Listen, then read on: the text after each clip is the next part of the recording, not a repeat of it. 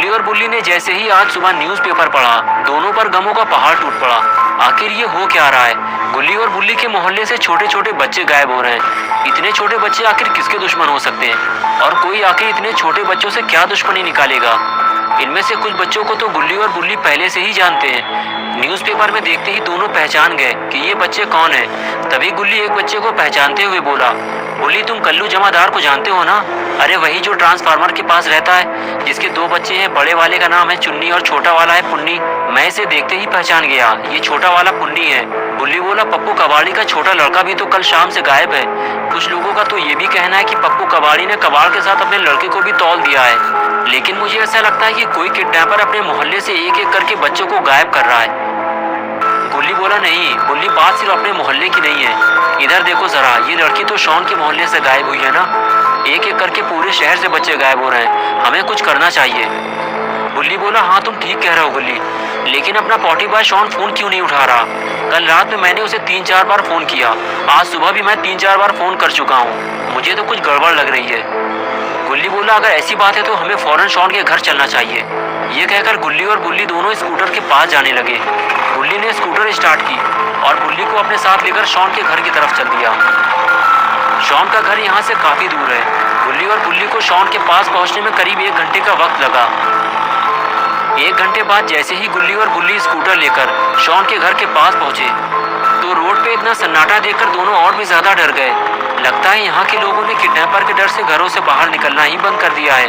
और फिर जैसे ही गुल्ली और बुल्ली शॉन के घर के पास पहुंचे तो उन्होंने कुछ ऐसा देखा जिसकी उन्हें उम्मीद नहीं थी, और ये देखते ही दोनों की खोपड़ी घूम गई। गुल्ली बुल्ली ने देखा कि पॉटी बॉय शॉन तो बिल्कुल सही सलामत है और वो अपनी कार को चकाचक करने में लगा हुआ है। शॉन ने जब से नई कार खरीदी है तब से वो गुल्ली बुल्ली को भूल गया है, और गुल्ली बुल्ली ये सोच रहे थे कि किसी खाद बनाने वाली कंपनी ने पॉटी बॉय को किडनैप कर लिया है।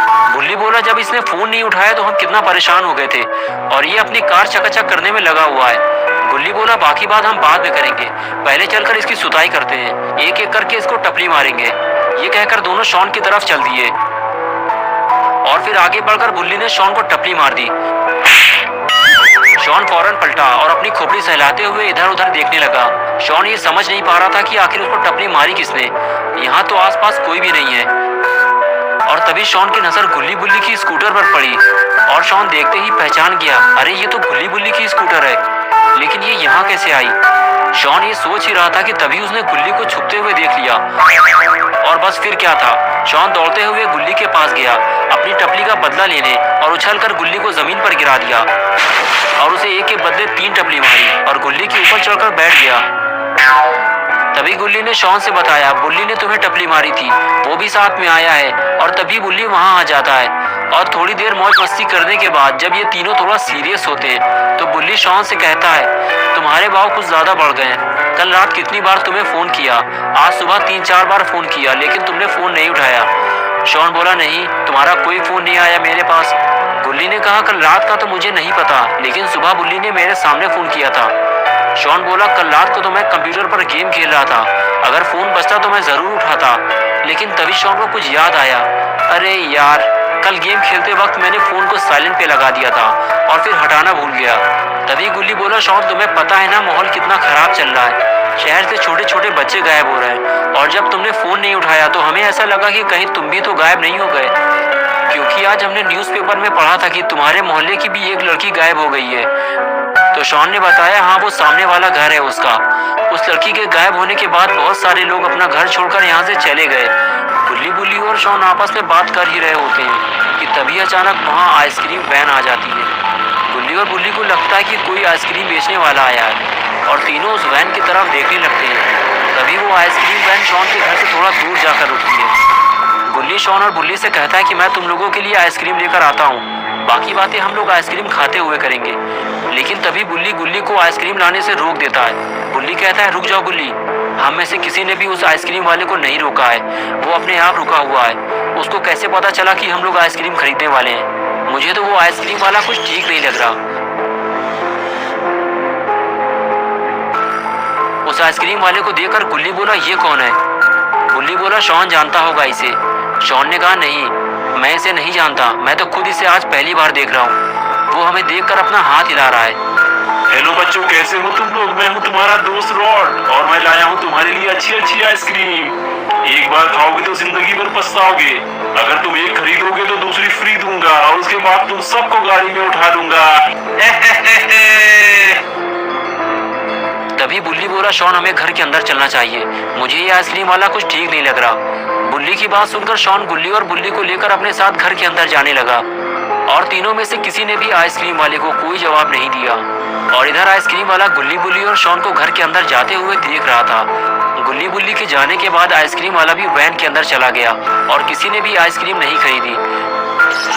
गुल्ली बुल्ली को घर के अंदर ले जाने के बाद शॉन ने गेट बंद कर लिया। शॉन का रूम सेकेंड फ्लोर पे है, इसलिए शॉन गुल्ली बुल्ली को लेकर सेकेंड फ्लोर पे पहुंच गया। शॉन ने दरवाजा खोला और तीनों अंदर चले गए। रूम के अंदर आने के बाद तीनों ने मिल बैठकर प्लानिंग बनाना शुरू की कि किस तरह उस किडनैपर को पकड़ा जाए जो इस शहर से बच्चों को गायब कर रहा है।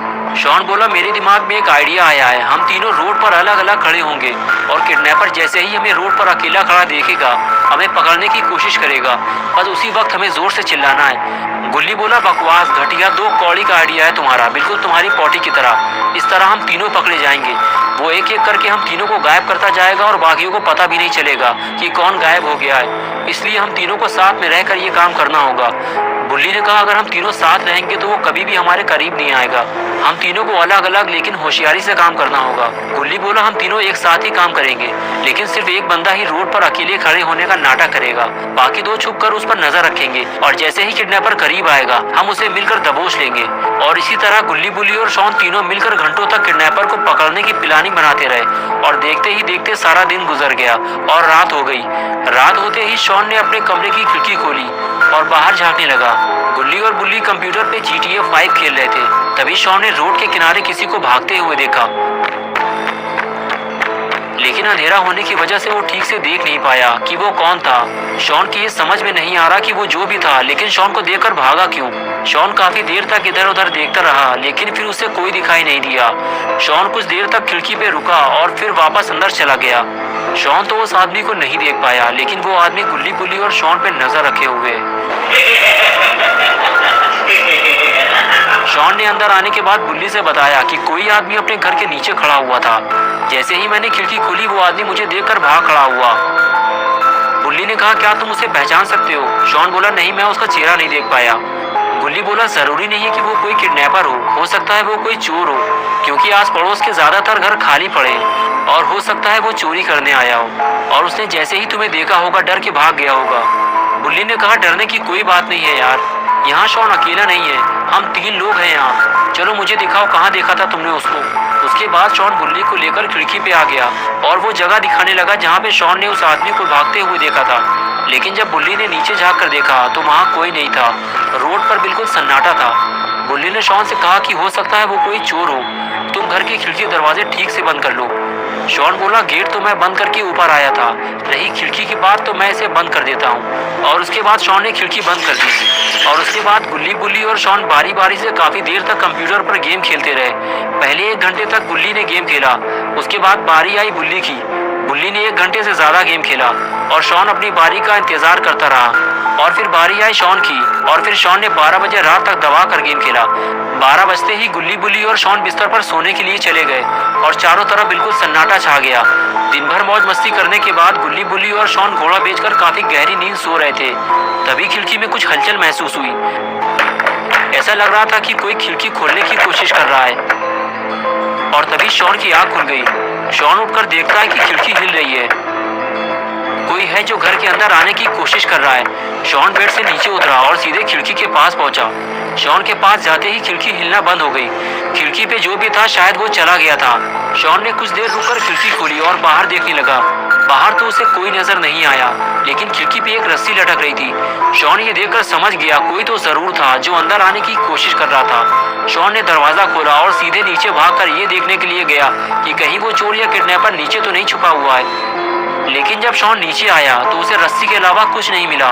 वो चोर या किडनैपर जो भी था रस्सी छोड़कर भाग चुका था।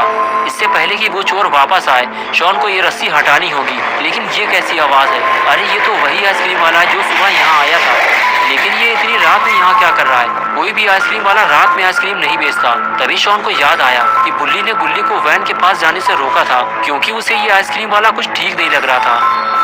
शॉन आइसक्रीम वाले को देखकर डर गया और घर के अंदर जाने लगा। तभी उसे आइसक्रीम वाले ने आवाज दी और शॉन उसके झांसे में आ गया। अरे रुको रुको, कहाँ जा रहा हो? मेरी सारी आइसक्रीम बिक चुकी है, सिर्फ यही बची है, तो मैंने सोचा तुम्हें दे दूं, वो भी फ्री में। ना ना ना ना ना ना ना ना ना ना ना ना ना ना ना ना।